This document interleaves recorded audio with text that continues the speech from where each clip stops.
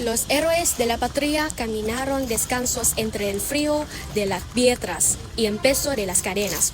Con su sufrimiento y su sacrificio, allanaron el camino hacia la libertad para que hoy podamos caminar sobre la misma tierra, pero en paz, con independencia, libertad y felicidad. Bienvenidos y bienvenidas.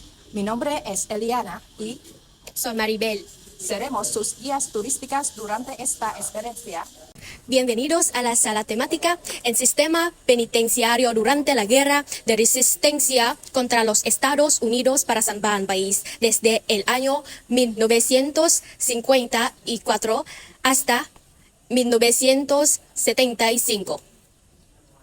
En una guerra, las balas no son la única arma. Las cárceles también fueron frentes de batalla, estaban ocultas del ojo público y sus horrores no eran conocidos por la mayoría del mundo, pero eran devastadores. Durante esta guerra, los Estados Unidos y la República de Vietnam del Sur construyeron un sistema penitenciario denso y brutal en todo el sur del país. Entre las prisiones más notorias de la época se encuentran las de Côn Đảo, Phú Quốc, Tân Hiệp, Thủ Đức y Chí Hòa. En particular, el sistema carcelario de Saigón contaba con 8 prisiones, campos de interrogativos centrales, 11 prisiones distritales, 114 cárceles a nivel barrial y 140 puestos de control. De 1967 a 1972, Estados Unidos financió más de $3.000 millones para este sistema.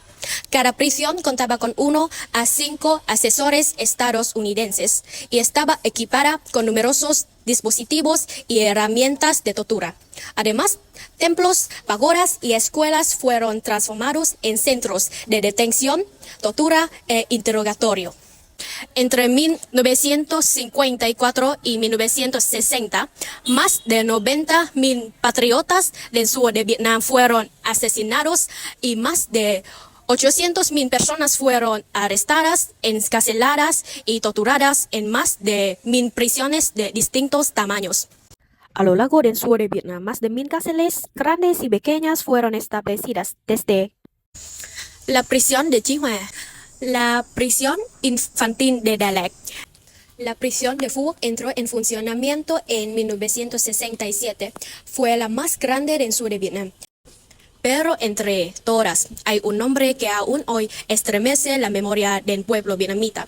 La prisión de Côn Đảo, situada en una isla remota, fue considerada como el infierno en la tierra, donde los prisioneros subsistían peor que muertos. El 10 de febrero de 1862, el gobernador Bonat del sur de Vietnam firmó una decisión para establecer esta prisión.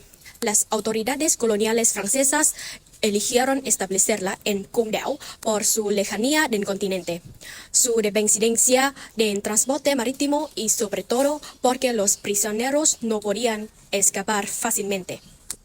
El sistema penitenciario de Côn Đảo de la era francesa incluía campos de detención como Bagne primero, Bagne segundo, Bagne tercero y Bagne tercero auxiliar, que cubrían un área de más de 12.000 metros cuadrados con 10 bloques grandes, 20 mazmorras de piedra, un bloque especial, una mazmorra para moler arroz y un área para facturar piedras. Ahora entramos en la zona de las jaulas de tigre para conocer más de cerca las formas de tortura extremas que los prisioneros tuvieron que soportar. La zona de las jaulas de tigre fue construida en 2 periodos distintos. La primera fue construida por los colonizadores franceses en 1940 y la segunda por los Estados Unidos y la República de Vietnam del Sur en 1971. Este fue el lugar donde se aplicaron los métodos de tortura más brutales e inhumanos dentro del sistema penitenciario de la prisión de Côn Đảo. Estamos frente a la que se llama la sala de baños de Son. Aquí, los prisioneros eran obligados a permanecer expuestos indefinidamente bajo el sol tropical abrasador, a veces completamente desnudos, o con muy poca ropa. Además, eran torturados y golpeados mediante el método de tortura llamado de los 4 pilares, en el que 4 carceleros rodeaban al prisionero para golpearlo desde todos los ángulos. Lo que están viendo aquí es una rejilla metálica con bordes afilados en la parte inferior. Este tipo de rejilla fue diseñada originalmente para pistas de aterrizaje, puentes temporales o estructuras militares, pero los carceleros la reutilizaron como un instrumento brutal de tortura. Obligaban a los prisioneros a desnudarse y a rodar repetidamente sobre ella.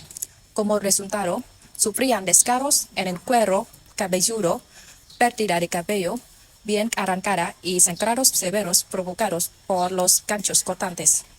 Frente a ustedes hay una celda restaurada, una de las 120 jaulas de tigre que existieron en la prisión de Condado.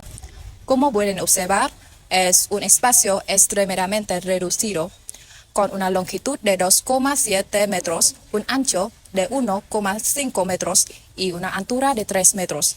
Durante la temporada calurosa, hasta 5 o incluso 14 prisioneros eran encerrados juntos en una sola celda.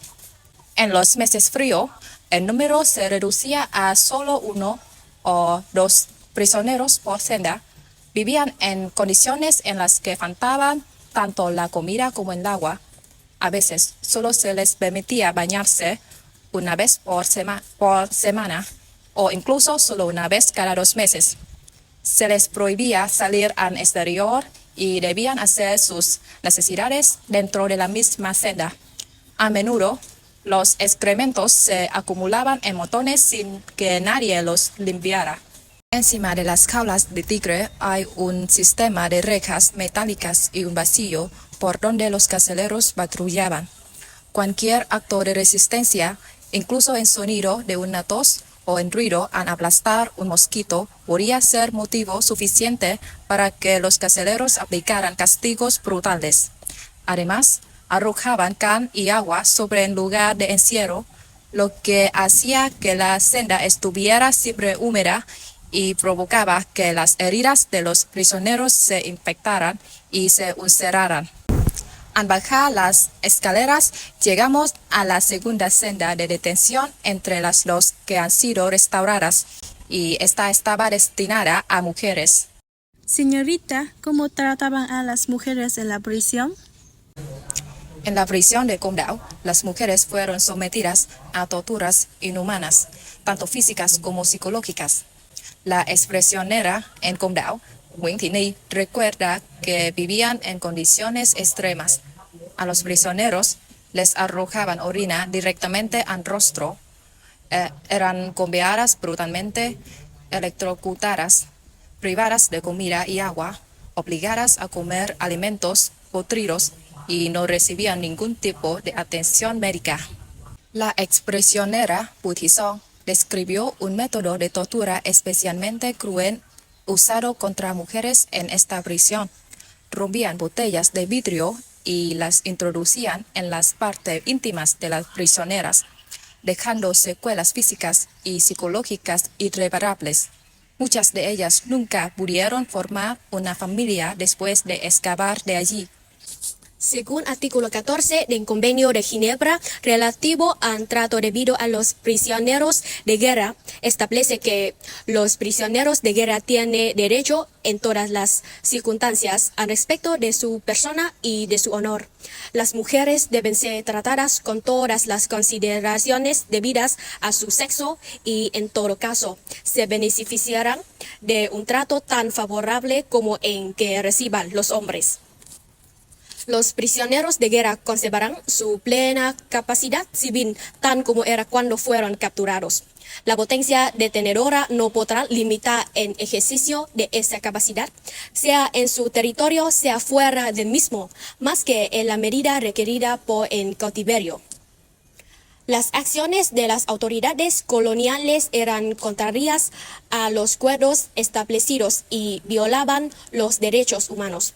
Por eso tuvieron que construir cárceles secretas de forma clandestina y en lugares alejados del continente para evitar ser descubiertos por las comisiones de inspección.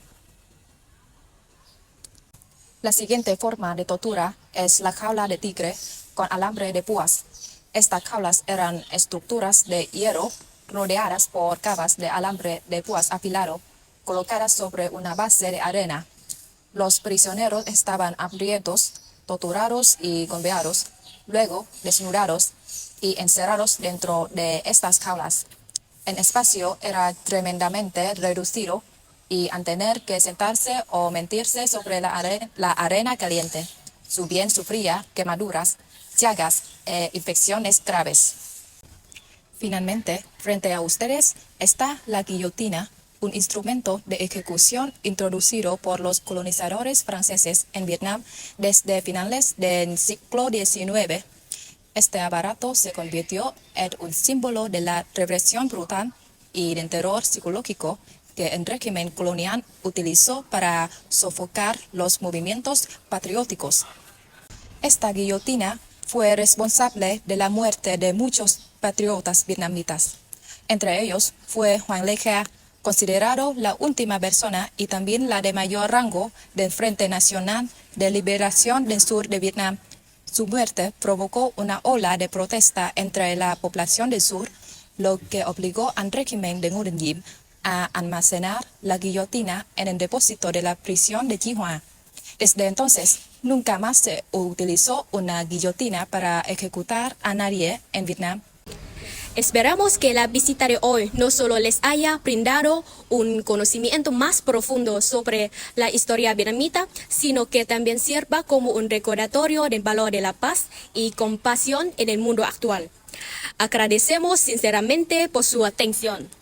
Deseamos que continúen teniendo una experiencia inolvidable en Vietnam. Muchas gracias. Adiós.